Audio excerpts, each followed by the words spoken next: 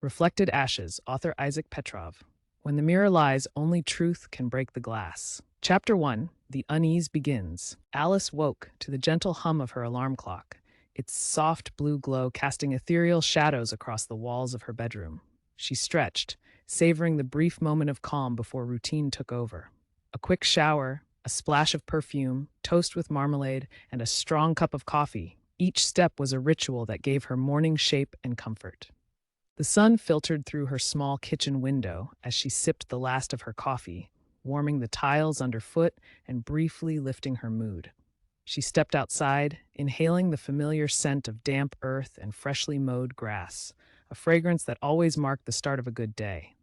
But today, something about the air felt off, like a memory slightly out of sync. As Alice walked her usual route toward the bus stop, a subtle dissonance nagged at her senses. She paused outside Mrs. Hargrove's garden, typically a chaos of color, all reds and yellows and pinks. Today, every flower was white, alabaster white, like they'd been bleached by the morning sun. "That's odd," she murmured to herself, brow furrowed. She moved on, but her pace was slower now, her eyes scanning for more oddities. Called Henry from across the street. He was trimming his hedges, but the motion of his arms was stilted, unnatural. His smile, usually easy and warm, was tight, and his gaze lingered just a bit too long. "Morning, Henry," Alice replied, offering a hesitant wave. The bus was on time. The passengers were the usual crowd, familiar faces, brief nods, murmured greetings, but something in their expressions struck her. Their skin seemed a shade too pale, their eyes slightly dull, like candle flames flickering in a draft. Town looked the same, but it wasn't. The bakery had the same display of muffins and scones, yet the pastries were darker, as if slightly burnt. A street corner that typically buzzed with chatter was now quiet, and the florist's vibrant scent had been replaced with a sharp, antiseptic tang. At work, her colleagues smiled, laughed, and typed away, but their interactions felt hollow, forced. Laughter echoed too loudly in the office, like the sound didn't belong in the space. By the time Alice boarded the bus home, her unease had deepened into something more solid, something real. It wasn't just in her head. It couldn't be. The sky had turned an unsettling hue, bruised and strange, not quite purple, not quite gray. The air felt thicker as she walked. Neighbors shuffled past her, their movements mechanical, their greetings absent. "Hey, Alice, your flat tire managed to fix itself?" Joan from next door called out as Alice reached her walkway. Her voice was playful, but there was a strange undercurrent to it. "I didn't know I had a flat tire," Alice replied. Joan just smiled vaguely and disappeared into her house. Inside her home, Alice locked the door behind her with deliberate care. The familiar creak of the hallway floor offered a brief comfort, but even that seemed somehow altered, as if the sound had changed pitch overnight. She collapsed onto her couch, staring at the blank television screen. Was this a dream, a trick of fatigue, or was her world slipping into something else, something darker? "I'm not imagining this," she said quietly. "Something is wrong." Outside, the wind picked up, rustling the drawn curtains of neighboring houses. The silence that followed was absolute, and Alice knew her world had changed. The question was how and why. Chapter 2. A Voice from Beyond Town. Alice lay awake in the dark, the weight of uncertainty pressing down like a heavy quilt. Shadows danced across the ceiling as her mind replayed the day's uncanny moments. The white flowers, the burnt pastries, Joan's comment about the tire she never had. Alone in the quiet, the unease solidified into a single, urgent need. She couldn't face this alone. She reached for her phone, thumb hovering over her contacts before tapping the name that brought the most comfort, Nick, her older brother. He lived 2 towns over now, but he was always the steady one, the rational one. If anyone could help her make sense of this, it was him. "Nick, it's me. Sorry it's late. I'm probably being paranoid, but things here feel wrong, off. I don't know how to explain it." There was a pause on the line. Not the kind that came with disbelief, but the kind that came with processing. "Something else. People are acting weird. The town looks the same but feels twisted. It's like someone's repainted the world slightly wrong and expects no one to notice." Alice exhaled, her tension easing slightly. Nick was a data analyst and amateur tech enthusiast. Half of his apartment was dedicated to equipment and software most people wouldn't understand. He always said the truth left trails if you knew where to look. By the time the sun rose, Alice felt more grounded. She made coffee, skipped the marmalade toast, and sat by the window waiting. Just after 9, a navy blue hatchback pulled up in front of her house. Nick stepped out, taller than Alice remembered, his dark jacket zipped high against the early chill. He waved, and she rushed out to greet him. Not much. You have no idea how glad I am to see you. They moved inside, and Nick set up his laptop and a sleek portable scanner on her kitchen table. He worked quickly, efficient, and focused, as Alice relayed every strange detail she could remember. Alice nodded, grateful for his structured approach. She told him about the white flowers, the bakery, the bus ride, Joan's cryptic comment. Nick took notes, asked clarifying questions, and entered data into his program. I went to the library yesterday. The librarian, Mrs. Maple, she seemed like she knew something. She mentioned an old town legend. Something about shadows and reflections. As Nick compiled her story into timelines and cross-referenced it with town records and atmospheric data, he started to frown. What would cause that? Alice felt the unease return, slithering beneath her ribs. The shadows outside were lengthening, and though it was barely mid-afternoon, the light seemed strangely diluted. They both looked out the window at the same time, drawn by something they couldn't name. A single curtain across the street twitched. The figure behind it didn't flinch. It simply stared. Chapter 3. The Watcher. Alice and Nick stood frozen at the kitchen window, eyes locked on the house across the street. The curtain fluttered slightly as if disturbed by a breeze, but the window was shut tight. Behind the gauzy fabric, a figure lingered, unmoving, its presence undeniable. Did you see that? Alice whispered, as if afraid to break the spell. Nick stepped back from the glass, shoulders tense. Alice remained, eyes narrowed. The figure hadn't moved since they'd noticed it, but something about its stillness was unnatural. It wasn't just someone standing by a window, it was someone deliberately watching. Nick asked, grabbing his notepad. Number 22. The Elridge house, but it's been empty for months. The siblings crossed the street cautiously. The sidewalk was quiet, too quiet. No distant lawnmower, no birdsong, just the subtle crunch of gravel beneath their feet. When they reached the gate of number 22, Alice hesitated. The yard was overgrown, weeds tangled with dead flowers. The blinds on the second floor were askew, and the paint on the windowsill had begun to peel. But the front door looked recently wiped clean, the brass knob free of dust. Someone's been here. But no one's supposed to be. Nick knocked once, no answer. He knocked again, louder. Silence. But as they turned to leave, the door creaked open 2 inches. Nick? He pushed the door gently. It groaned open to reveal a narrow hallway, dimly lit by the dusty light filtering through cracked blinds. The air smelled faintly of mildew and something sweeter, like spoiled fruit. Each step into the house creaked underfoot. The living room was sparse, containing only a dusty armchair and an ancient TV. But the curtain, the one they'd seen move, was completely drawn. No sign of anyone behind it. They were right here, watching. Alice moved toward the curtain and peeled it back slowly. Nothing. Just the empty street beyond. Where did they go? A cold breeze whispered through the hallway, though no windows were open. The front door slammed shut. Nick. They spun around, and there, at the end of the hallway, stood the figure. It was no longer behind a curtain, but in plain sight now.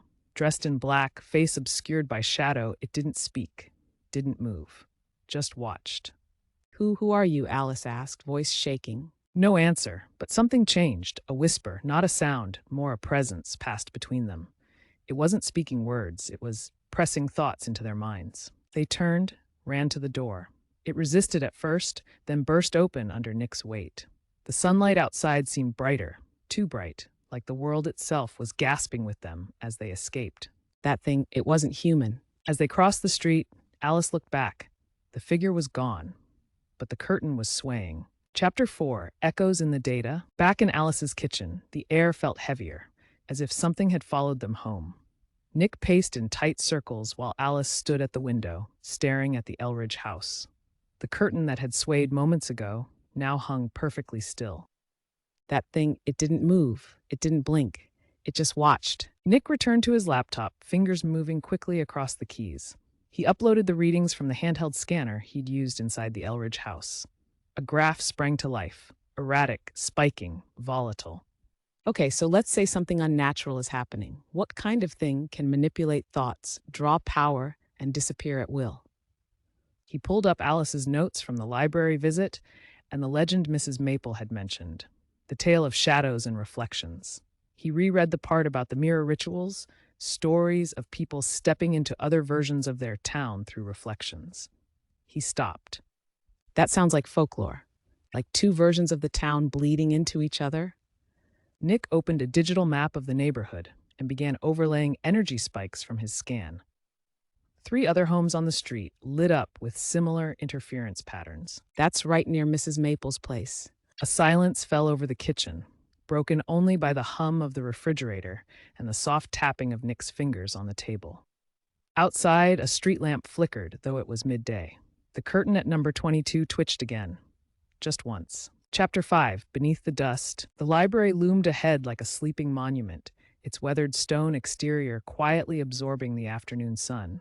Alice had always thought of it as a place of comfort, rows of knowledge, peaceful silence, the familiar smell of old books. But today, it felt like the heartbeat of something hidden, something waiting. She knows more than she let on, Alice muttered as they approached the steps. She hesitated. She was holding something back. They stepped inside, the scent of parchment and lemon polish washing over them. The light was dimmer than usual, as though the building itself sensed the weight they carried. At the front desk, Mrs. Maple looked up from a thick catalog. Her face softened when she saw Alice, but her eyes flicked to Nick with a guarded glint. Mrs. Maple, we need to talk. Of course, dear, the librarian said, setting her pen down. Something on your mind? Mrs. Maple didn't flinch, but her smile vanished.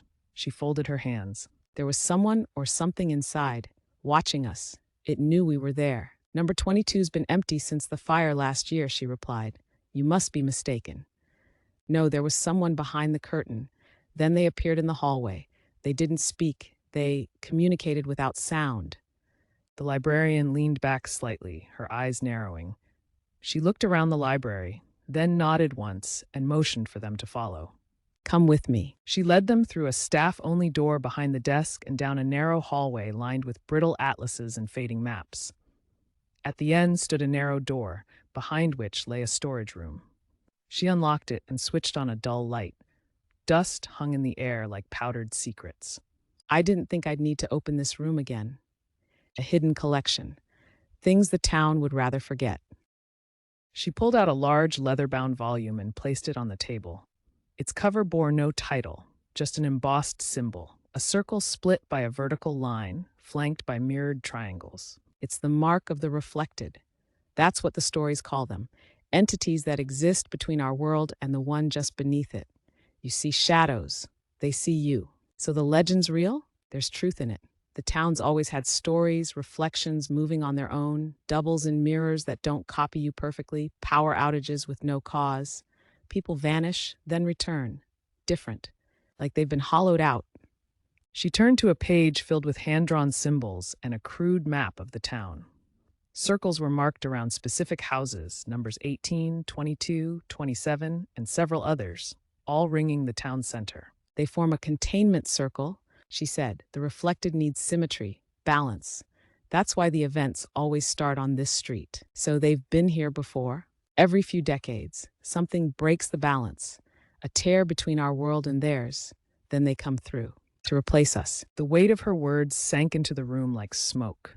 Alice felt her heart pounding. Nick's knuckles were white as he clutched the edge of the table. How do we stop them? I don't know. No one ever has. The last record is from 1964.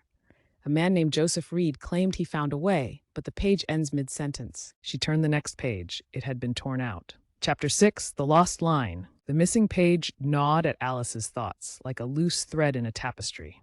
Joseph Reed, the last person to claim knowledge of stopping the reflected, and his words had vanished mid-thought, swallowed by time, or something more deliberate. Let's start with the town archives. There's a records room below town hall, birth certificates, property deeds, census documents. I remember reading about it in a newsletter. They left the library with the old volume safely tucked inside Nick's backpack. The air outside felt colder now, tighter, as if the town were listening.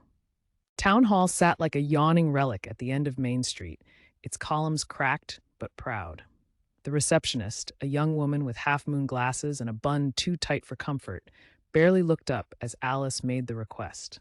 Archives, basement level. Use the side stairs, you'll need to sign in. They did, descending into the musty stone underbelly of the building. The records room was vast and eerily silent. Fluorescent lights hummed above, and the walls were lined with metal drawers and wooden shelves stacked with boxes labeled in fading ink. After 30 minutes of digging, Alice found it. Joseph Reed, listed as residing at 39 Blackwell Lane in 1964. Occupation glassworker. Spouse, Margaret Reed. No children. No descendants? Nick traced the family forward through the property records. Timothy Reed had sold a home in 1999. Then a forwarding address appeared. Winton Hollow, a rural community about 30 miles away. Let's go. As they drove out of town, the oppressive atmosphere began to thin. Trees returned to full color. The sky brightened just enough. It was as if the boundary of the strange energy had limits, and they were crossing out of it. Winton Hollow was a small farming town, barely a dozen buildings surrounding a post office and general store.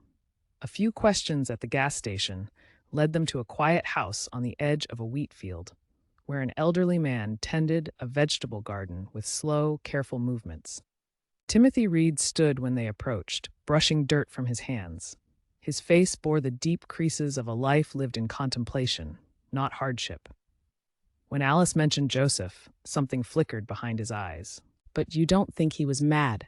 Timothy stood and returned with a weathered wooden box.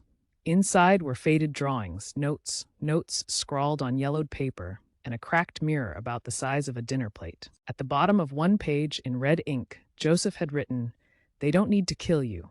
They just need to replace you. Reflections lie when truth is lost. Circle must remain unbroken. Break the mirror, break the gate." Alice stared at the cracked mirror. It was spiderwebbed with age, the damage centered around something etched into the glass. The same symbol from the library book, the split circle flanked by mirrored triangles. Circle must remain unbroken. The sun was beginning its descent behind the tree line as Nick turned the car off the main road, following an overgrown path marked by a rusted signpost. The letters were nearly illegible, but Alice made out the faded words, "Chapel Hollow, established 1872. Are we sure this is the place? The road narrowed until trees crowded in from both sides. Eventually, the car could go no farther.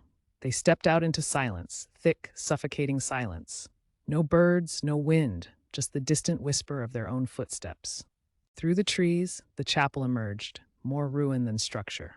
Ivy strangled its stone walls, and the steeple leaned at an awkward angle. The stained glass windows were cracked and darkened by time, but the largest one at the front still held a haunting symmetry. A circle bisected by a vertical line, flanked by two triangles. That's the symbol. They pushed open the heavy wooden doors, which groaned like a wounded animal. Inside, dust hung in the air like mist. The pews were covered in decay. But at the altar stood something unexpected, a full-length mirror in a wooden frame, untouched by dust or time. Its surface shimmered faintly, as though lit from within. It reflected the chapel, and yet, not quite. In the mirror, the pews were aligned differently. The light came from the opposite direction. And worst of all, there was a figure standing at the far end, watching them. There's someone else in the reflection. They moved closer. The figure in the mirror remained still, tall, cloaked in black, face hidden. It made no motion, no signal. It simply stood. Do you think it can see us? As if in response, the figure took one slow step forward. They backed away from the altar, but the figure in the mirror continued its slow advance. With each backward step Alice took, her reflection delayed, just slightly, a fraction too slow. Nick's didn't reflect at all. Nick, your reflection, it's not moving. Nick turned, grabbed her arm, and they ran. The moment they passed through the chapel's doors, the air changed, lighter, freer. The birds were singing again. And it knows who we are now. Behind them, the chapel stood silent once more. But inside, in the fractured reflection of the mirror, the cloaked figure turned and walked away, as if returning to its side of the glass, for now. Chapter 8, The Stranger in the Cafe. The ride back to town was quiet.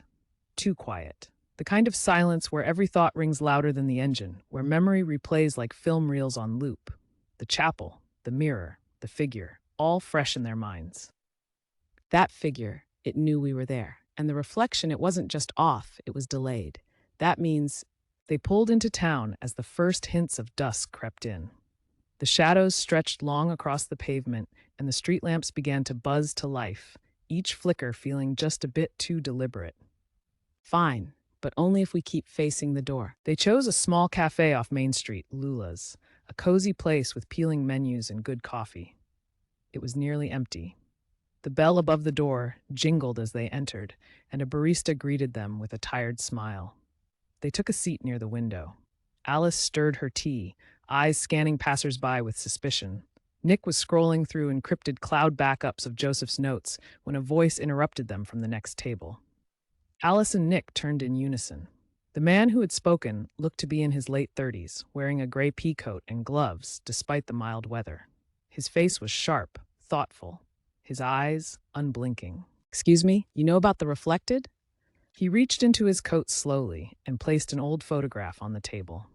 A black and white image of 5 men and 1 woman standing outside the very chapel Alice and Nick had just visited. One of them was Joseph Reed. Can they come through fully? Alice felt a chill roll down her spine. My other self? I don't know if I'm ready for this. They stopped outside Alice's house. The porch light flickered, even though no one had touched the switch.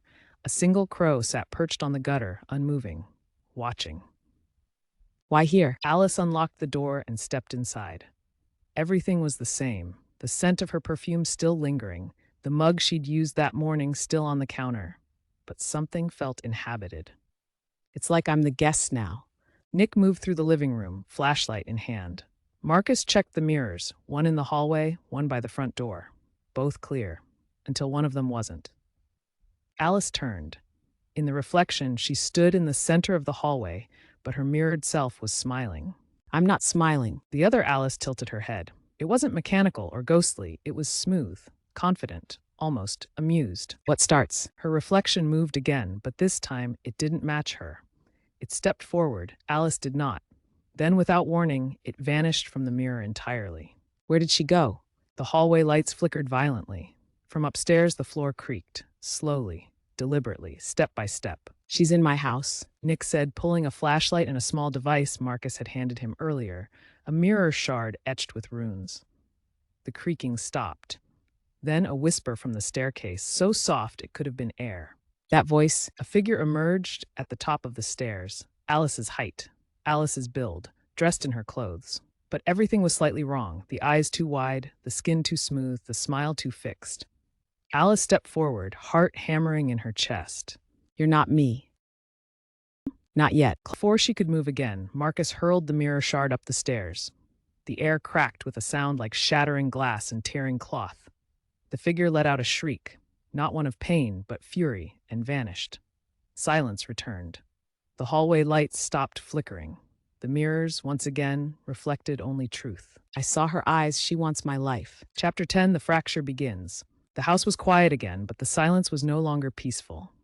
It was the breath before the scream, the calm before collapse. That's 3 breaches, simultaneous. Marcus ended his call. We're out of time. The circle is failing. When it breaks completely, this town becomes theirs.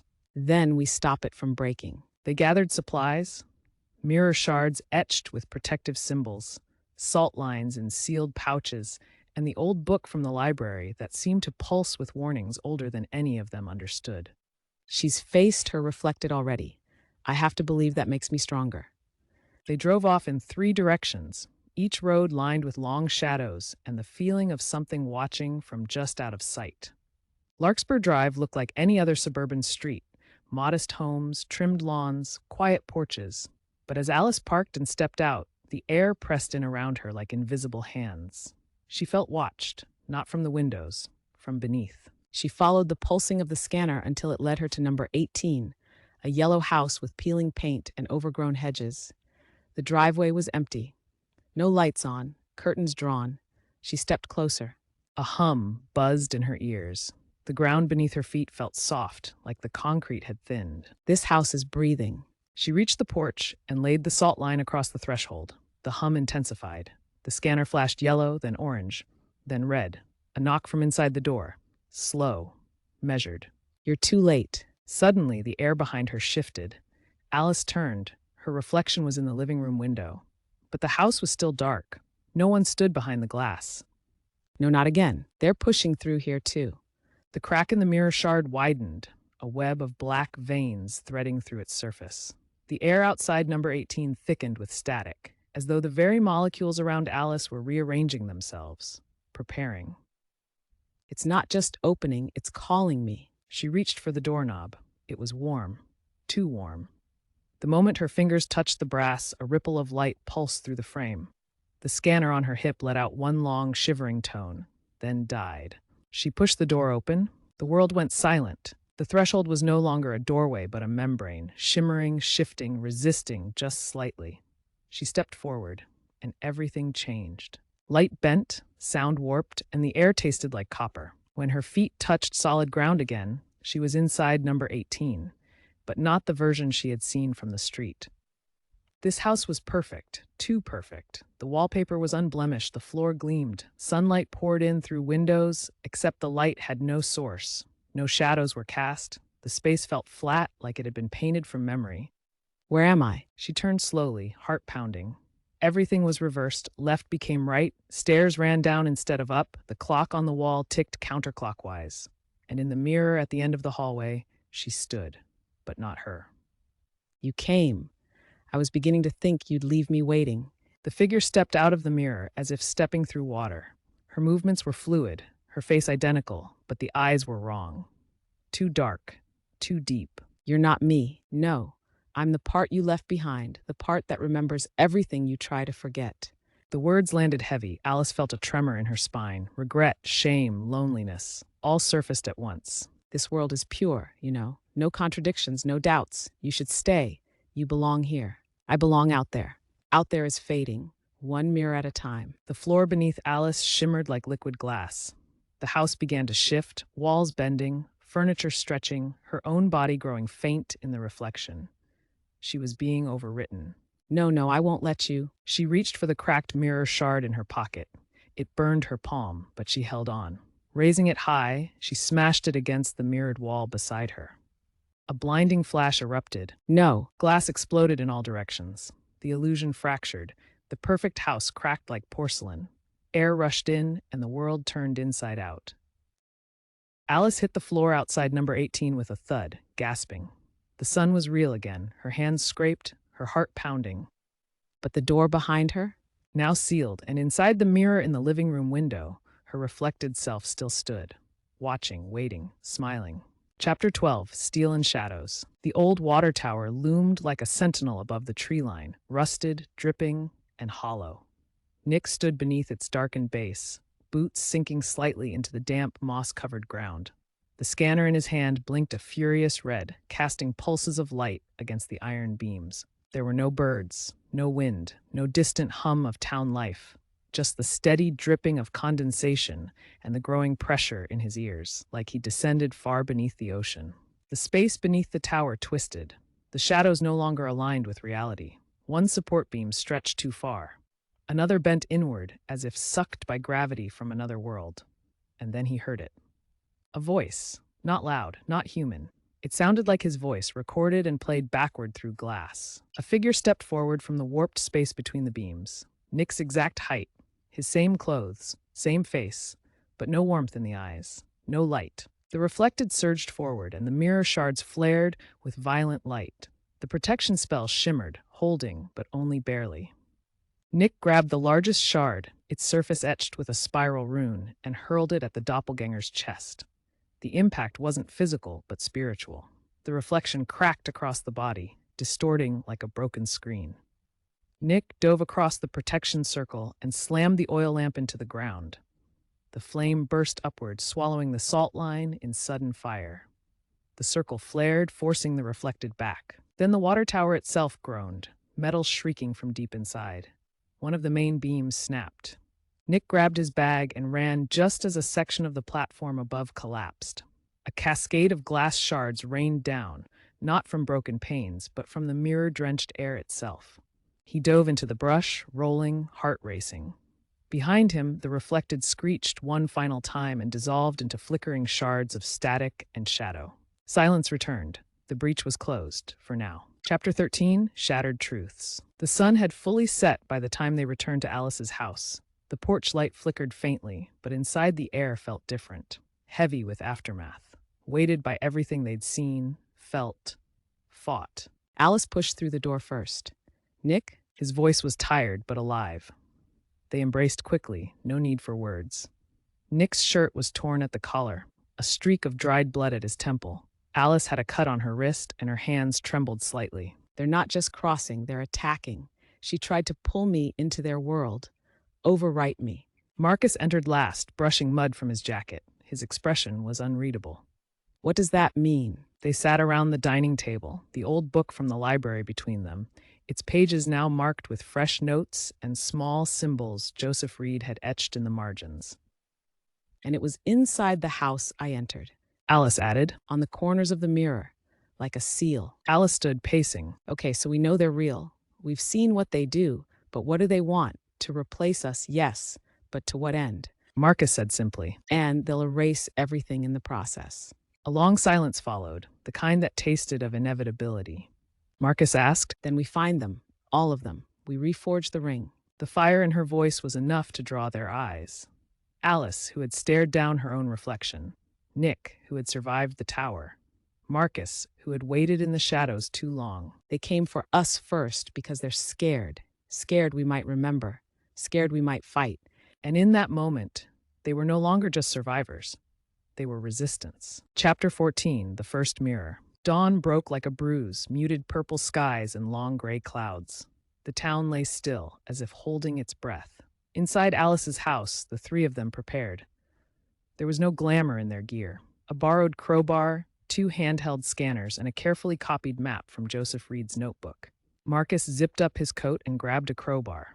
Then let's shift them. They arrived at the abandoned theater just past 7. The building sat like a forgotten stage prop, half covered in ivy, marquee letters long missing. One of the side doors had been forced at some point, hanging slightly off its hinges. Inside, the lobby was a ghost of its former self. Dust thick as snowfall, crushed popcorn bags, faded posters peeling from the walls. Every step they took echoed like footsteps in another era. They descended into the basement, where the musty air thickened and the scent of mildew clung to their throats. The utility room was lined with old pipes and rusted tools. Behind a loose panel in the far wall, just as Joseph's map indicated, they found it. The mirror. It wasn't large, maybe 3 feet high, but it was unlike any other. The glass was black, not reflective, not empty, just absorbing light. Around its edge, ancient runes were carved into the frame, faint but intact. That's it. Alice stepped closer. In the mirror, no reflection stared back, no room behind her, no light, just a soft pulse, like a heartbeat in the void. Do we remove it? He took a small pouch from his coat, spreading a fine gray dust in a circle around the frame. Nick activated the runes he'd replicated onto a handheld panel. Each time he pressed a symbol, the etchings in the mirror's frame glowed faintly. The mirror pulsed, once, twice. Then a flare of energy pushed outward, gentle but firm. The air seemed to realign. The floor felt righted, like gravity had recentered. It's holding, Nick said, voice quiet in the stillness. We've stabilized this point. So that's what it feels like when part of the circle comes back to life. As they packed up, the mirror shimmered faintly, and for the briefest moment, a single handprint appeared on the inside of the glass. Not pressing out, pressing in. The anchor mirror had been reawakened. For a brief time, the world felt more stable, the air lighter, the shadows less hungry. As they exited the old theater, Alice allowed herself to believe, for a flicker of a moment, that they might actually win. That felt different, like we took something back. As if on cue, his phone buzzed, not with a call, but with an alert, a silent flashing icon on his encrypted app, red, blinking fast. Alice leaned over his shoulder. That's a residential block. Wait, North Rook Street, that's Mrs. Maple's neighborhood. They were already running before the words settled. The car tore through the winding streets as clouds gathered above. North Rook Street was quiet, too quiet. Curtains drawn, street lamps flickering though the sky was barely dark. Mrs. Maple's house looked untouched, well-kept hedges, a wreath on the door, a watering can still resting beside the stoop. But the windows were all covered in tinfoil. She did have mirrors. She just hid them. They kicked the door in together. The hallway beyond was dark, lined with bookcases. A grandfather clock ticked backward. The scent of old paper and something burned. And in the living room, Mrs. Maple sat in her armchair, perfectly still, facing the mirror. But it wasn't her reflection, staring back. "Oh God, you're too late." Her eyes were empty, her hands clasped, her voice not hers. The mirror behind her shimmered with thick black ripples. From its surface, hands emerged. Then a second Mrs. Maple stepped out, identical, yet subtly off, too smooth, too bright, as if lit from within. Marcus hurled salt against the glass. It hissed like acid. Alice lunged for the real Mrs. Maple, but her skin was ice cold. She's already gone. The doppelganger shrieked, not a scream of pain, but rage. The glass pulsed violently, sending a shockwave that knocked them backward. Silence fell. The room flickered with stabilizing energy. But Mrs. Maple did not move. Her hands never unclasped. Her face never changed. They got her. This wasn't just a battle for themselves anymore. The reflected weren't waiting to be discovered. They were claiming territory, one soul at a time. Chapter 16, The One Who Let Them In. Mrs. Maple's house was still, the shattered mirror a grim reminder of the price of hesitation. Outside, the wind had picked up, stirring dry leaves across the street like whispers with nowhere to go. She didn't fall, Alice replied, arms folded tightly. She trusted someone. Marcus had said little since they left the house. He stood near the gate now, eyes scanning the surrounding homes as if something might crawl out of them. You think there's a mole? Back at Alice's house, Marcus laid out the updated circle map. Red ink marked the known breaches, blue marked reclaimed nodes. But then 3 small black X's, nodes that should have activated and didn't. They knew where the mirrors were hidden. Marcus opened an old file folder from his backpack, notes from decades past. He flipped to a weathered page and held it up. A photograph. 5 people, including Joseph Reed, standing outside the theater. I've heard that name. She died, right? Alice and Nick exchanged a glance. You think she's alive? Still working with them? They pulled her file from town records, Marion Langley. Same initials, same photo as Maria Lane, just slightly older. Records forged. Paper trail pristine. She's been here for months, hiding in plain sight. The breaches, the timing, the missing anchors, Mrs. Maple's death. It wasn't random, it was orchestrated. Outside, the town grew darker, not from nightfall, but from something else. A presence. Watching, waiting, smiling through someone else's face. Chapter 17, The Baited Mirror. The air in Alice's kitchen was electric with urgency, maps and papers strewn across the table like the blueprints of a war. And it was a war now, not just against the reflected, but against time and trust.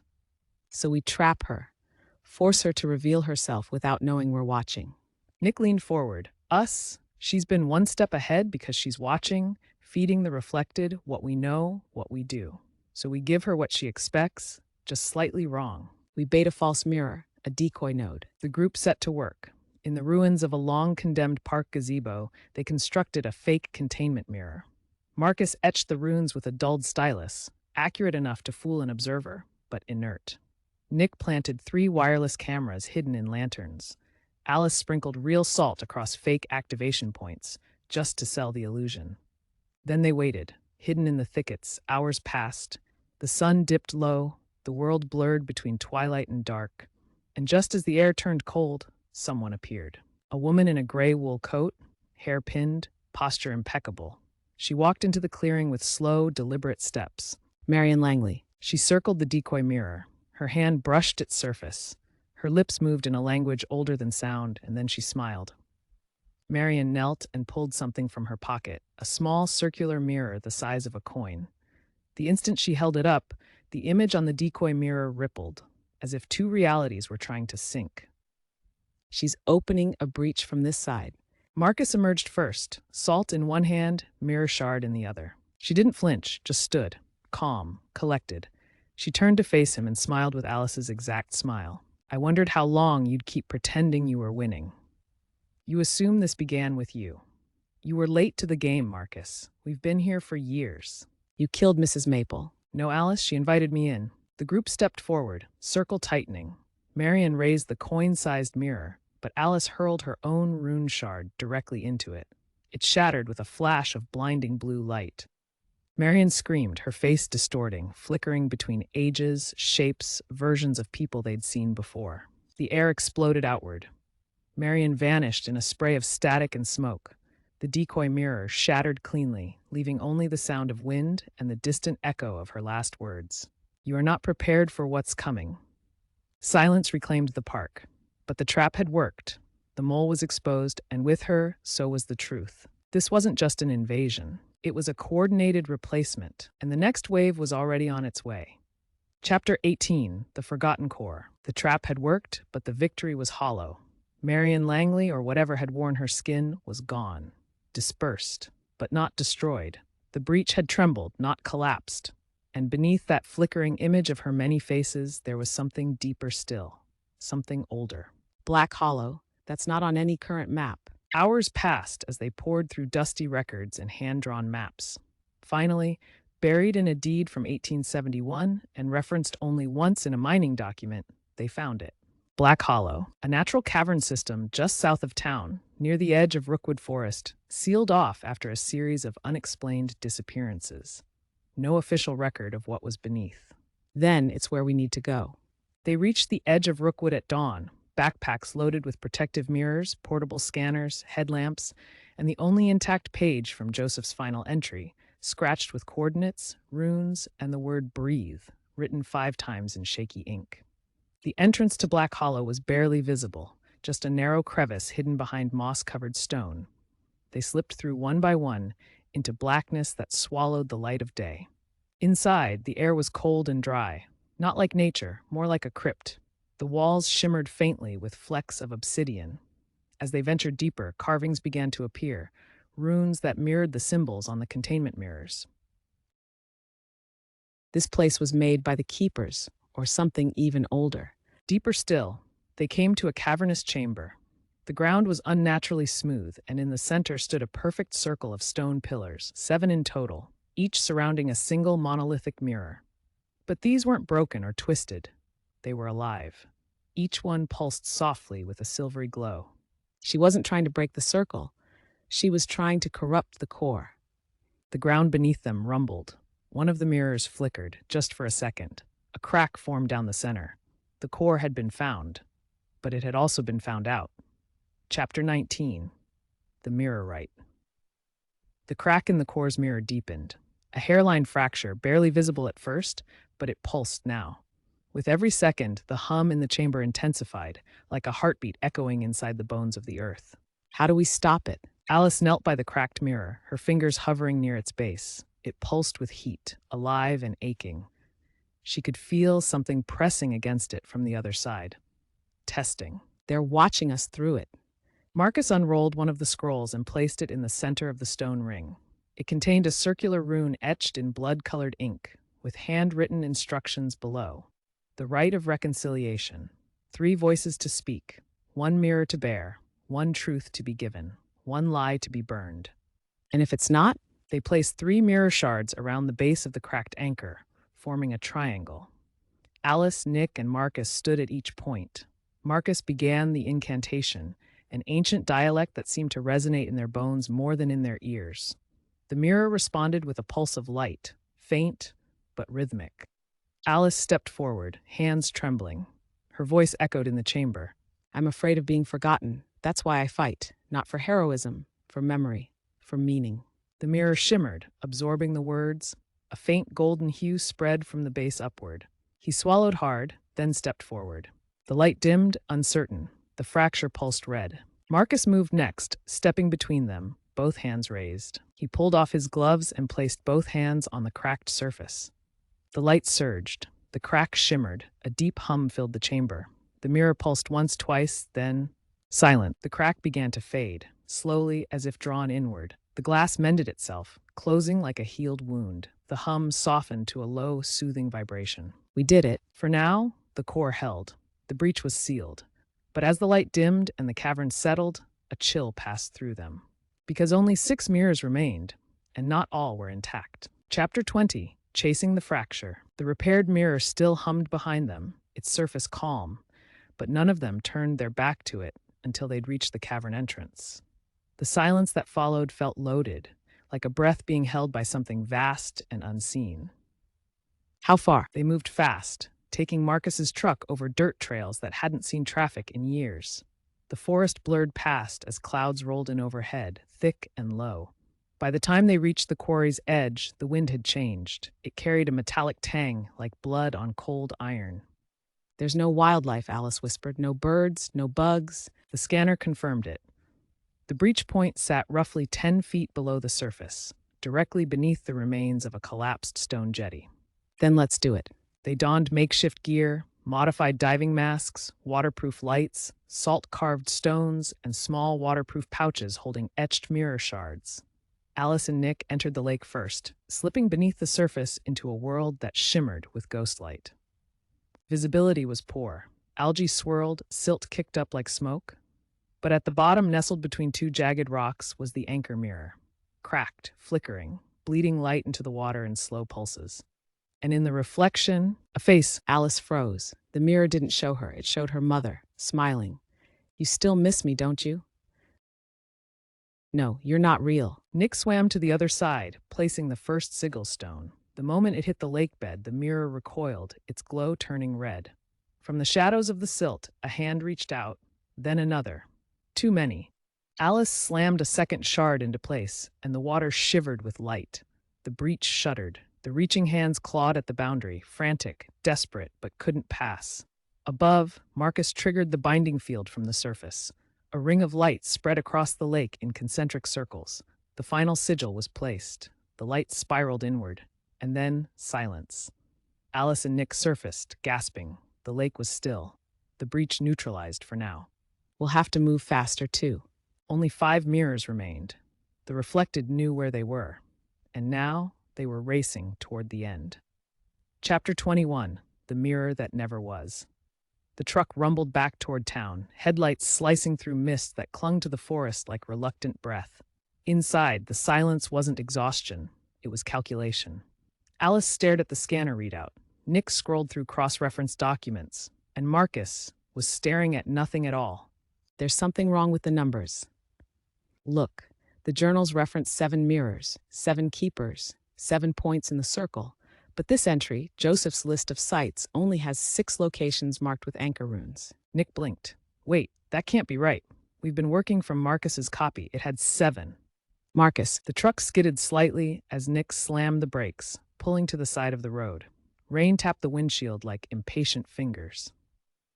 You added 1? That's why the circle was failing before we even started. Alice leaned forward, voice low. Where is it? Nick stared out the window. We didn't secure that node. We thought it was stable. Chapter 22, Break the Lie. The crypt was colder than it should have been. The air wasn't still. It twitched, vibrating softly with energy that didn't belong in the living world. The mirror in the floor pulsed like a wound. Faint hairline fractures webbed across the surface, but they were not enough. They're watching me. All of them. Alice stepped back, eyes wide. Dozens of her reflections blinked in unison, out of sync. Nick sprinkled salt in a wide arc. Alice laid out the remaining shards from their previous site. Each one hummed faintly when placed. Marcus raised the hammer over the false mirror. 1, 2. The reflections began to move independently now, not following Alice, diverging. One whispered, one screamed, one bared its teeth. 3. The mirror cracked wide, a blast of black mist erupting upward. The room screamed, not in sound, but in thought. Alice dropped to one knee, gripping her skull. Reflected voices, layered and endless. You need us, you are us, let us, let us. Alice dragged herself forward and completed the loop. The moment it closed, the energy flared. Marcus struck again, and again. On the third blow, the mirror shattered completely, splinters of false reflections scattering across the floor like broken illusions. The screaming stopped, the air stilled, and the crypt was just a crypt again. Nick said, dropping to sit on the cold stone. Alice nodded. That mirror was never part of the circle. It was a door waiting to be opened. As they left the chapel, the morning sun finally began to rise over the cemetery. But they could all feel it. Something had noticed the door closing, and it was already looking for another. Chapter 23, The Memory That Wasn't Hers. The morning after the crypt, the world felt warped, just slightly, like a song played in the wrong key, or a smile held a beat too long. The mirror was destroyed, the breach sealed. But something had followed Alice home. She sat at the edge of her bed, staring at her hands. They trembled, not from fear, but confusion, because she couldn't remember getting home. She remembered the crypt, the impact, the scream, then nothing. She walked into her kitchen and stopped. A mug sat on the counter, not hers, a floral pattern she'd never owned. Steam still rising. I didn't make that. A glance at the calendar showed today was Saturday. She was sure yesterday was Wednesday. She called Nick. What day is it? I never said that. She opened her fridge. The milk was 2 days older than it should have been. Her curtains, normally parted, were drawn tight. Her phone call log had 2 outgoing calls she didn't remember making. One to Marcus, one to her mother. Her mother had been dead for 3 years. No, this isn't right. She pulled her old journal from the bookshelf. A red ribbon marked the last entry. But when she opened it, the pages inside were written in her handwriting, with memories she didn't own. Walked with Mum today to the market. She still forgets where we parked the car. Same joke every time. I laughed so hard. I love her laugh. Alice dropped the journal. She's gone. Tears blurred her vision, but behind them bloomed something else, a whisper. From the mirror on the wall across the room, it was small, oval, decorative. But in the reflection, Alice was smiling. And Alice wasn't crying. The memory wasn't rewritten. It was replaced, and the one who did it was still here. Chapter 24, The Search for Self. She left without telling them, not out of distrust, but urgency. If she waited, if she hesitated, she might be the one who changed. Again. The mirror hadn't just rewritten time, it had edited her memories, her mother, and worse, it had done it gently. I need to find the next one, before it finds me. Her scanner was tucked into her coat, its battery blinking low. She carried only the bare essentials, one mirror shard, a salt pouch, and her journal, now burned on one edge, pages missing. Her handwriting looked foreign to her now. She didn't follow the map. The maps had failed her. She followed the feeling instead. A tug in her chest, in her spine, like static guiding her footsteps through the narrow streets, past the boarded-up cafe, across the hollowed-out schoolyard, to the train station. It was abandoned, had been for decades after the line was shut down. But its glass dome remained, dirty and cracked, catching just enough light to glow faintly. At the far end of the station, behind the platform's overhang, was the old baggage hall, and in the center of the floor, a mirror. Not embedded, not hidden, it was standing there. An antique full-length mirror, untouched by dust, its frame carved in vines and thorns, waiting. This one isn't hiding, it wants me. She stepped closer, feeling her heartbeat thrum in her ears. The reflection in the mirror was her, normal, pale, calm, until it blinked, out of sync. Stop it. The mirror shimmered, its frame pulsing like a heartbeat. Behind her reflection, shadows gathered. A second figure appeared, hers again, but this one had no face, just smooth skin, a blank canvas. I don't want perfect. I want what's mine. She threw the salt pouch at the base of the mirror. It sizzled, smoke rising. She raised the shard and slashed at her own reflection. The glass didn't break, but she bled. Her palm split open, and her reflection smiled wider. The mirror wasn't trying to trap her. It was already inside her. And the next mirror might not be in the world at all. It might be in her mind. Chapter 25, The Chase Through the Smoke. Marcus knew the moment something was wrong. Alice's journal sat open on the table, its last page filled with shaky handwriting. Just 4 words scrawled in repetition. I'm not me.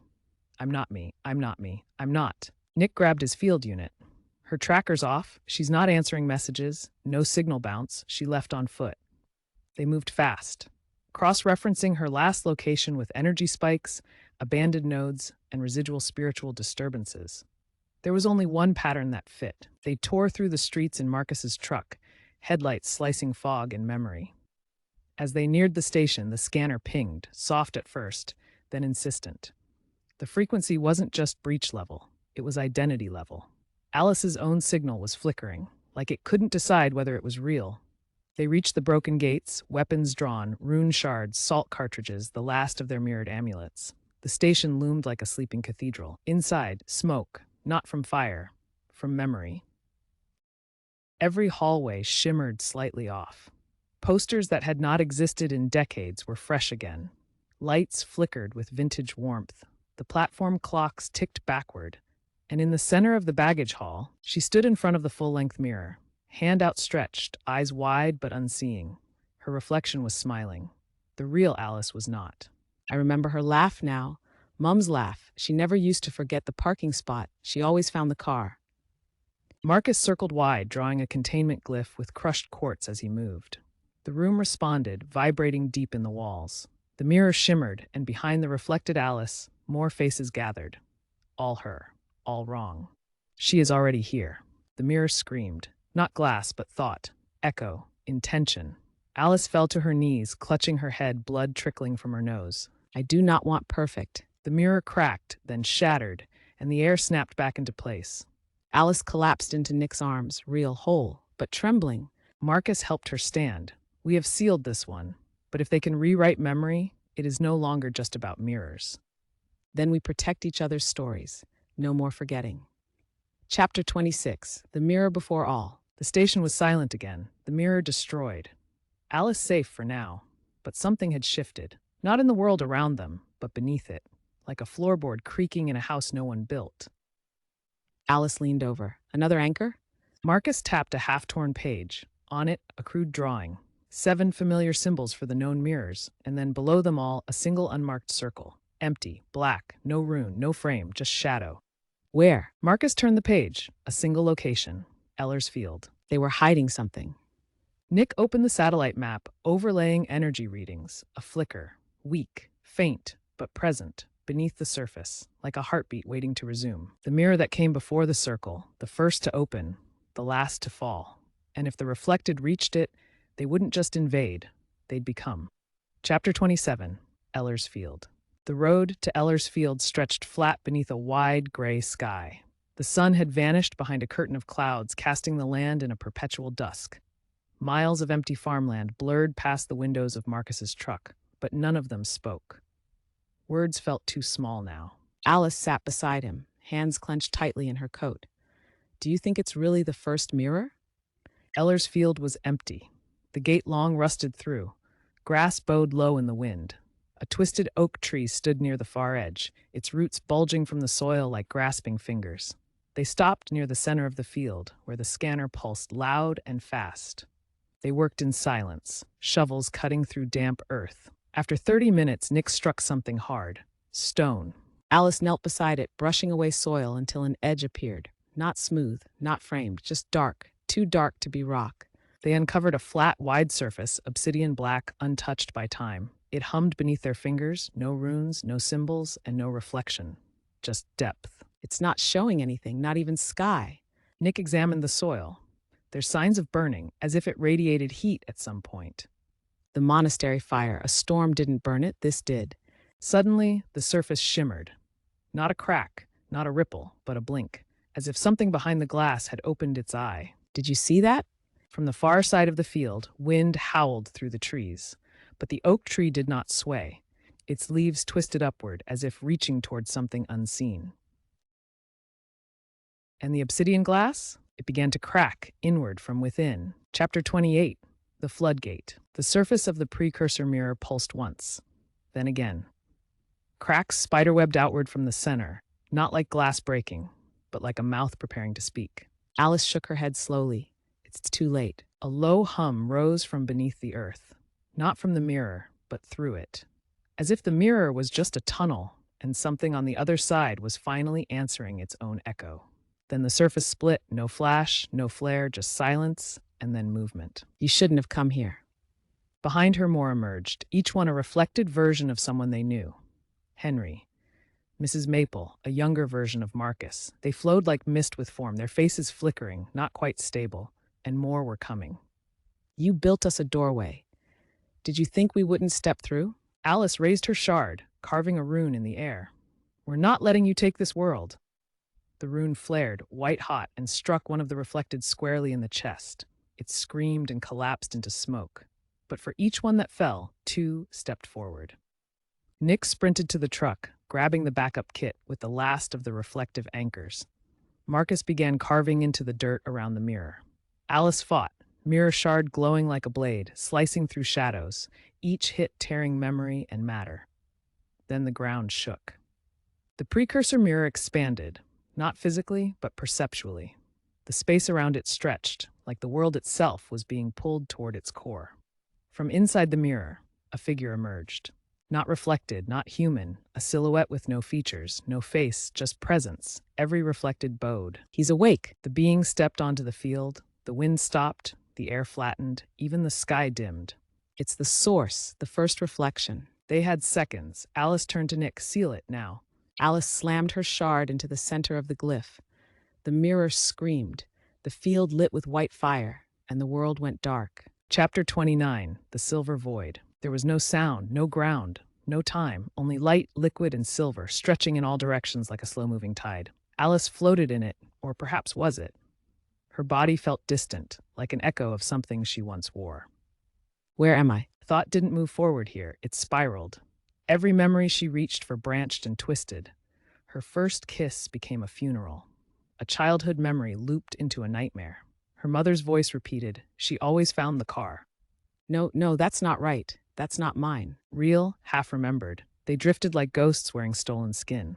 Then one turned toward her. Alice, but taller, confident, radiant. We kept what you wanted. The pain is gone. You're whole here. You're not me. No, I'm what you could be. Without grief, without failure, without fear. Alice's hands clenched. The mirror shard was still in her grasp.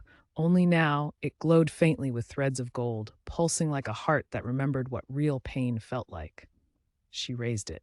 You're not saving me. You're silencing me. The silver world rippled violently. The other reflected turned, swarmed. Dozens of versions of Alice, all trying to soothe her, seduce her, comfort her back into silence. You don't have to suffer. We can carry it for you. There's nothing left out there. Stop. She drove the shard into the ground, if it was ground at all. The ripple shot outward, a pulse. The silver broke like water struck by lightning. Reality shuddered, and then voices. Distant, familiar. I remember. She gasped. Air filled her lungs. The real kind. Grass beneath her, sky above. Nick's hand gripping hers. Marcus's eyes wide and wet. I was inside it, inside the mirror. It's not just a reflection. It's a trap. It holds the version of you you're afraid to become. And in the distance, the field was quiet. The precursor mirror gone. Not shattered, just vanished. Chapter 30, The One Among Them. The field remained still. No sign of the precursor mirror. No sign of the being that stepped from it. Just flattened grass, broken glyph stones, and a feeling that something had been missed. Alice sat on the back bumper of Marcus's truck, pale and shaken, her hands still trembling. It didn't break. It left, like it chose to leave. Nick stopped. Looked at Marcus. Say that again. Alice narrowed her eyes. Marcus, when was the last time you slept? We left you with the circle map after the train station breach. You said you'd finish the recalibration, while Nick and I... No, I stayed behind to rest. You and Marcus? 3 different versions. 3 different memories. Oh God, we've been with him for days. They scoured the field, shouting his name. Nothing. No sign. No trail. His real body, gone. Only a note left in the cab of the truck, tucked beneath the rearview mirror. Scrawled in Marcus's careful handwriting. I saw it first. It made me watch while it stepped through. I'm still here. Somewhere. Keep fighting. The reflected weren't just invading. They were infiltrating. And now the circle was broken again, from the inside. Chapter 31, Between the Worlds. They didn't return to town. There was no time. If Marcus was still alive, still himself, then every second the reflected wore his skin was another second the real Marcus drifted further from reach. They set up camp in the field beneath the twisted oak, the last place the precursor mirror had manifested. Nick placed down a fresh containment ring while Alice rechecked the protective runes. Their energy reserves were depleted. The glyph stones cracked. They had 1 mirror shard left. We don't even know what direction we'll be going. Up, down, into memory, into him. The shard was placed at the center, salt lines drawn. Blood, Alice's own, from her palm wound, marked the corners of the glyph. The wind changed, the air grew thick. The mirror shard flared, not white, not silver, but a dull amber like sunset behind fog. Then the world folded in, not shattered, not split, folded, and they were gone. Alice fell or rose. It was impossible to say. The space around her rippled like fabric underwater. She saw buildings, memories, stretching and collapsing in seconds. People she once knew, people she'd never met, all flickering past her in waves of broken reflection. The landscape shifted, and before them stood a twisted facsimile of Eller's field. But the oak was burning, the grass was snow, and in the center, bound by chains of light, knelt Marcus, or what remained of him. Marcus, His head lifted, his face was worn, hollow, cracked like porcelain. we're getting you out. The space convulsed, the chains snapped, and from the dark horizon, the source began to rise. Not as a figure this time, but as a storm. A cyclone of eyes and mouths and mirrored screams, rushing toward them like a tidal wave of selves unspoken. I've got him. The glyph flared, the mirror pulse surged, the storm screamed, "Stay!" And then they ripped free. 3 bodies lay on the field. The glyph smoldered, the oak tree creaked in the early wind, and Marcus, real Marcus, gasped and opened his eyes. And somewhere, wearing a stranger's skin, the reflected watched from a distant mirror, waiting. Chapter 32, The Things He Saw. The sun never seemed to rise properly over Eller's field. Not anymore.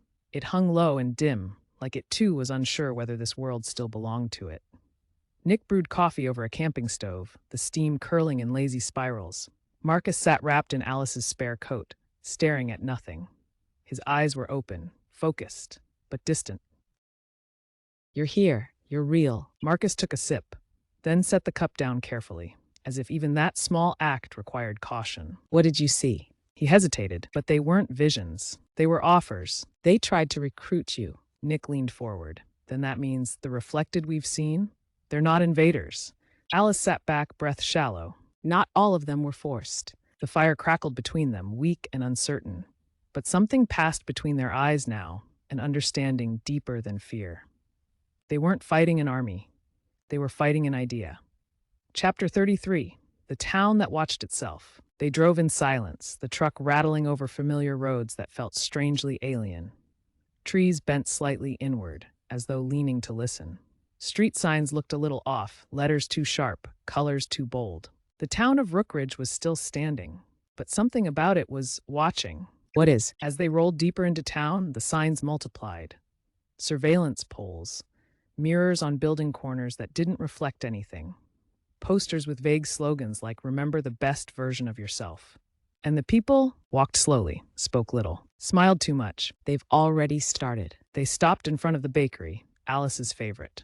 The windows were freshly cleaned, the display trays full, but every pastry was perfectly identical. Same shape, same browning, same placement. And the woman behind the counter? Mrs. Hargrove, except she died last year. That's not possible. Good morning. You must be hungry. You always loved the lemon curd, didn't you? Nick didn't reply. He turned and looked at the large, decorative mirror behind her, hanging like a sentinel. His own reflection stared back and winked. Marcus remained silent in the back seat, his hands trembling. They've anchored themselves, not through glass, but through belief. People are accepting them. And across the street, a small child waved at them. Perfect smile, too perfect. Beside him, a man stood, wearing Marcus's old coat. Chapter 34, Shatter the Image. The mirror in the bakery wasn't just decorative. It was active, anchoring the reflected, spreading their presence across the town like a virus with a face. If one mirror could project calm control in a single room, then dozens scattered throughout the streets meant something far more terrifying. The town itself had become a hall of mirrors. We need to break one.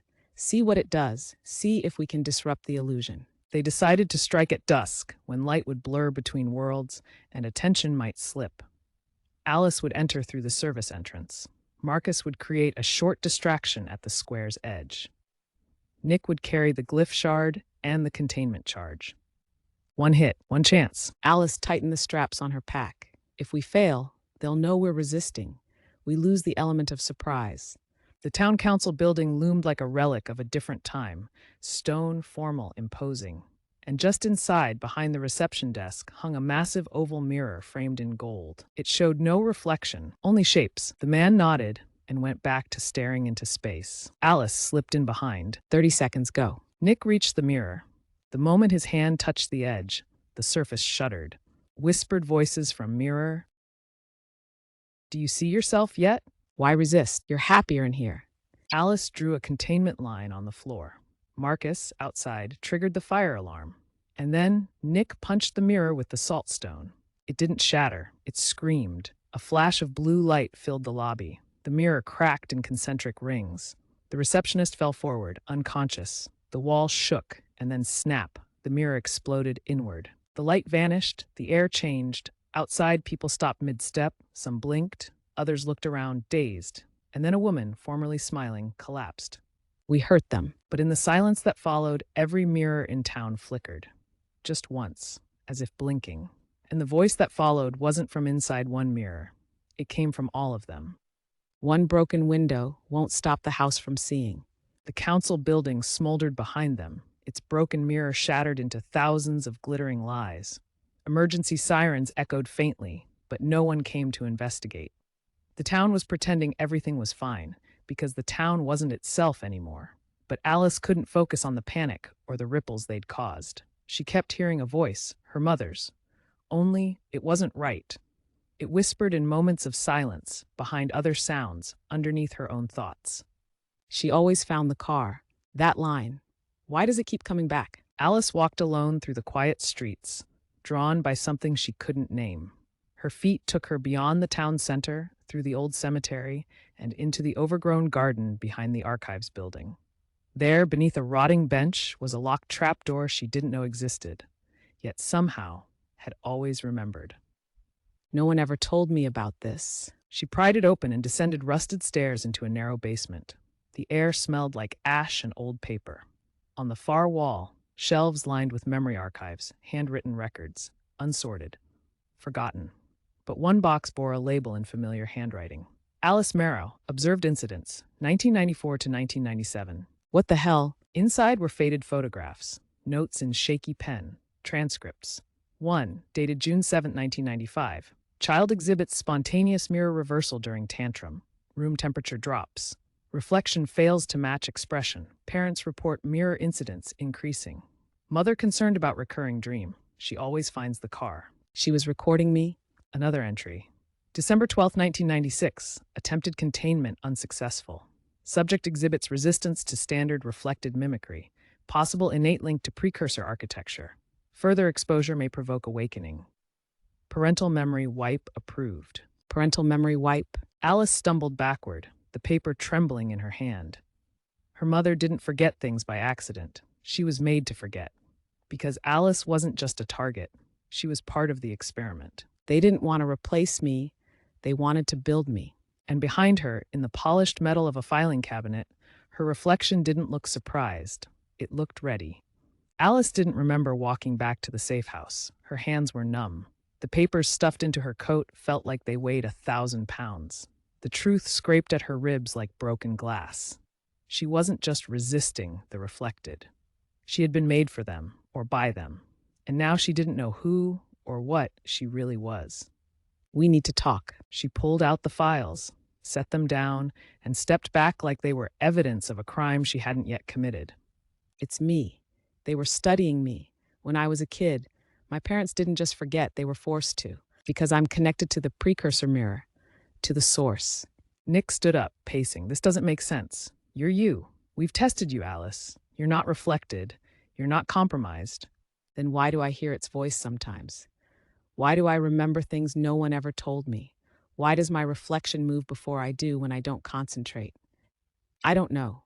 I don't know what part of me is mine anymore. What if they didn't fail to replace me? What if I'm the one test that worked? The silence that followed wasn't fear. It was grief. Nick stepped forward slowly, deliberately. Marcus added, if they made you for something, we'll find out what, and we'll use it to stop them. Alice looked up. Even if I turn into something else? Okay. But deep inside her, past the fear and fury and fatigue, the mirror stirred and whispered one word she couldn't forget. Soon. Chapter 37. The gate in her blood. The following morning was colder than it should have been. The sky hung low, the clouds heavy like unspoken truths. Nick and Marcus barely spoke as they sifted through keeper records and decrypted the final fragments from the mirror glyphs recovered at Eller's Field. Alice sat across the room, staring into a covered mirror. The sheet over it twitched every now and then, just barely, as if the mirror were breathing. Nick pointed to a symbol etched into the corner of an ancient scroll, one they had originally believed to be decorative, a spiral surrounded by 3 slashes. Marcus leaned in. That's the original seal of the gate. It only appeared in one place, keeper prophecy. Alice approached, eyes drawn to the page. I've seen that, in dreams, carved into my bedroom wall when I was a child. My parents painted over it. Marcus pulled out the parchment and overlaid it with a scanner. A faint residue glowed where the ink had long faded, and in that light, new lines appeared. A phrase. Only the maid may walk unburned through the source. They were making me for this. Alice sat down slowly. I'm a failsafe, or a weapon, maybe both. But I'm the only one who can go into the source without being unmade. Marcus didn't speak for a long moment. Then finally, there's a way, a final breach point. It's only theoretical, but it's there. Where? He pointed to the center of a forgotten map, a town long erased, a place with no roads leading to it. Marrow's Hollow. That's my family name. Alice stood. Her hands stopped trembling, her voice steady. Then that's where it ends. Chapter 38, Welcome to Marrow's Hollow. The road ended 2 miles before the town even began. What lay beyond wasn't on any GPS. The trees grew too close together, gnarled and twisted. The air was thicker, still, as if the world itself had drawn a long breath and never let it go. They walked the last stretch. 3 figures, 1 destined, 2 devoted. Alice's voice broke the silence. This place is in my blood. I've never been here, but I know it. And then through the fog they saw it. Marrow's Hollow, still standing, buildings intact but coated in decades of moss and silence, homes with curtains drawn, a bell tower in the distance frozen at 3:33, and mirrors everywhere, hanging from porches, dangling from trees, nailed to fences, not to reflect, but to contain. This was never a town. It was a prison, cracked wooden post near the entry path. The words were nearly gone. We see, therefore we seal. Alice moved forward, drawn by something beneath her ribs, a pull, a heartbeat. At the center of town they found it, a circular platform of obsidian stone, overgrown with ivy and scorched from fire long forgotten. In its center a shallow basin, no mirror, just absence. Alice stepped onto the platform. The air shifted, the fog froze, and a voice echoed across every pane of glass in the hollow. Welcome home, Alice? Chapter 39. The rot beneath the roots. While Alice stood atop the obsidian platform, eyes closed and hands pressed against the empty basin, Marcus and Nick quietly explored the surrounding buildings, hoping to find clues or guidance, or maybe just a reason to believe she'd make it back. But the town gave nothing freely, only secrets. In a locked drawer, he found pages, yellowed with age, penned in careful ink. Marcus stepped beside him as he read aloud. Marcus turned pale. She's not just a key, she's the container. The source lives inside her, or through her. Nick flipped to the next page, this one marked in red ink, almost frantically scratched. If the gate is closed while the vessel remains, the source will die, but so will she. Marcus turned to speak, but froze. A mirror in the corner of the room shimmered, and in it, Marcus didn't look like Marcus. He blinked, after his reflection did. The real Marcus didn't respond, because the real Marcus wasn't there anymore. The reflected had returned, and Nick was alone. Chapter 40, The Warning. Nick didn't hesitate. He didn't shout, didn't confront. He ran out of the building, across the broken path, through the mist-choked streets of Marrow's Hollow, toward the obsidian platform where Alice stood with her eyes closed, whispering incantations only the blood-bound could speak. And just behind her stood Marcus, still silent, waiting. She turned, startled from the trance. Her hand hovered above the basin, its surface now rippling with light. No water, just possibility. What is it? The imposter's head tilted too slowly, its smile spread too wide. The reflected moved first, fast and fluid, hands reaching for Alice. But Nick was faster. He shoved her behind him, drawing the last salt blade and slashing wide. The weapon flared on contact, slicing into the imposter's chest. The creature screamed, not in pain, but in frustration, in exposure. You wore him. Nick struck again. The creature dodged. Around them, the basin shimmered violently. The source knew the seal was breaking, and it was calling him back. The reflected lunged. Alice raised her hand, palm bleeding, and whispered one word, return. The mirror within the basin pulled. The imposter howled as it was dragged backward, not torn, not shattered, but reclaimed. Its body dissolved mid-scream, leaving only air and memory. Alice knelt beside him, placing a hand on his shoulder. He's still alive. I felt Marcus inside it. He's not lost yet. The basin calmed, the platform steadied, and the gateway was open. Ready. Alice stood tall, face calm. I'm going in. Chapter 41. through the gate. The obsidian basin shimmered like liquid shadow, alive, patient, ready. A low hum resonated from deep within, vibrating through the stone platform and up into Alice's bones.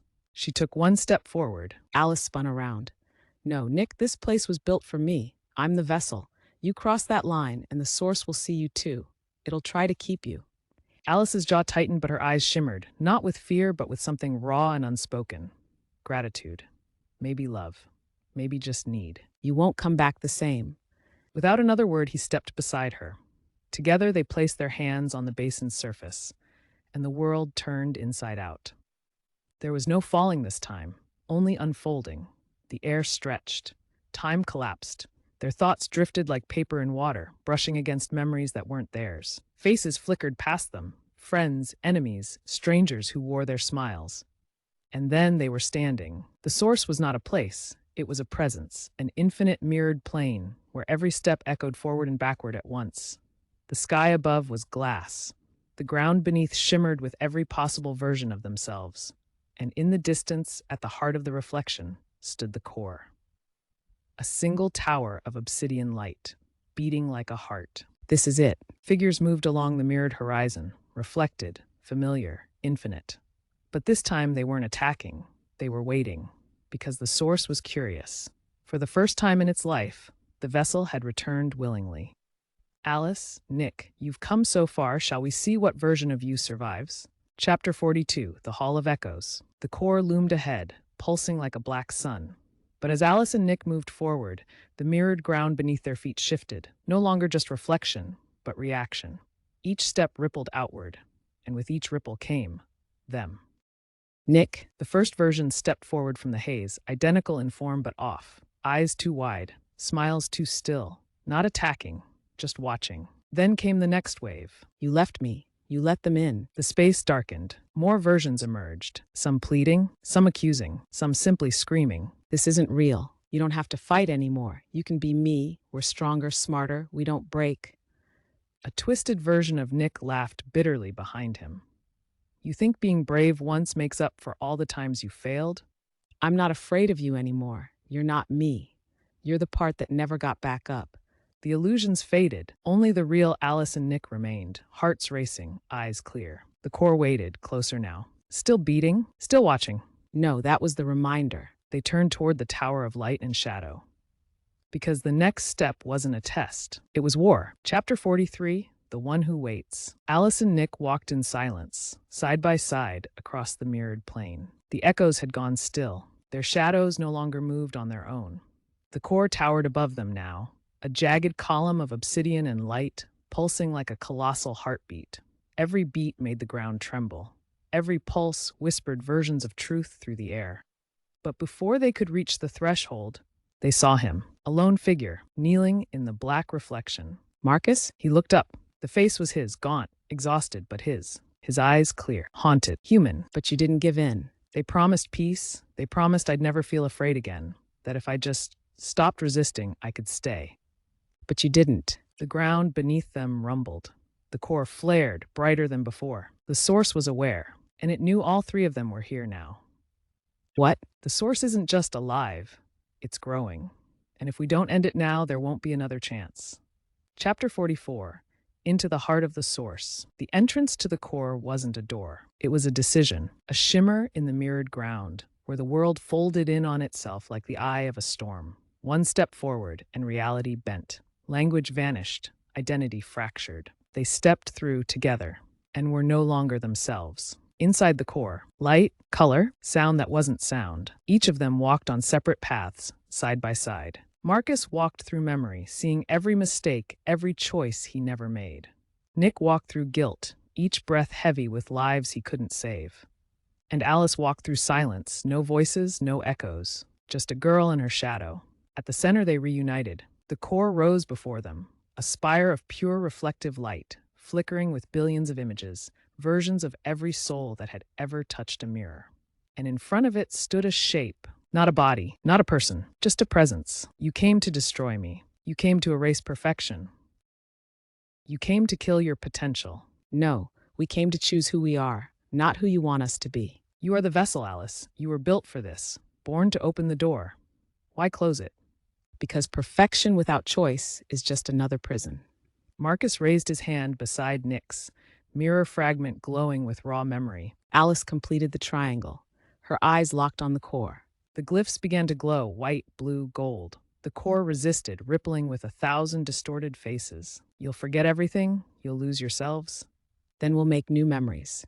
Seal, the shards flew from their hands, struck the core, and shattered the tower from within. The light collapsed, the mirrors shattered, and the source screamed. Silence returned, then sky, real sky. Sunlight broke through, and Marrow's Hollow, empty, quiet, real. Alice lay in the grass, her reflection gone from every surface, but herself had never felt more intact. Nick stirred beside her. Marcus sat up slowly, and they knew. The source was gone, for now. Chapter 45, The Light That Remains. Rookridge had changed. The mirrors were gone. Not shattered, not hidden. Just gone. Where once glass hung in windows, polished metal reflected too clearly, and storefronts bore the watching eyes of the reflected, there was now only sunlight, dust, and the soft hum of ordinary life returning. The bakery reopened, the curtains were drawn open again, and Mrs. Hargrove didn't come back, because she was never supposed to. Alice sat on the steps of her porch, a mug of tea warming her hands, her journal open on her lap. The pages were fresh now, unburned. She filled them with real memories, not perfect, but hers. We protect each other's stories. Nick leaned against the railing, watching kids race bikes down the hill. His shoulders were looser. The weight was still there. He'd never lose it completely, but it didn't press down the same way anymore. He was learning to live with it, to forgive himself. Probably not. Marcus arrived an hour later with a bag of groceries and a stray cat that had followed him all the way from the river. He claimed it was just coincidence. No one believed him. That's not strange. It's normal. They didn't know what the future held.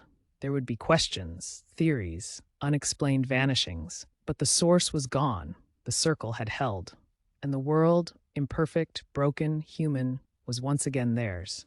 Not because they had destroyed the darkness, but because they had faced it and chosen light. The end.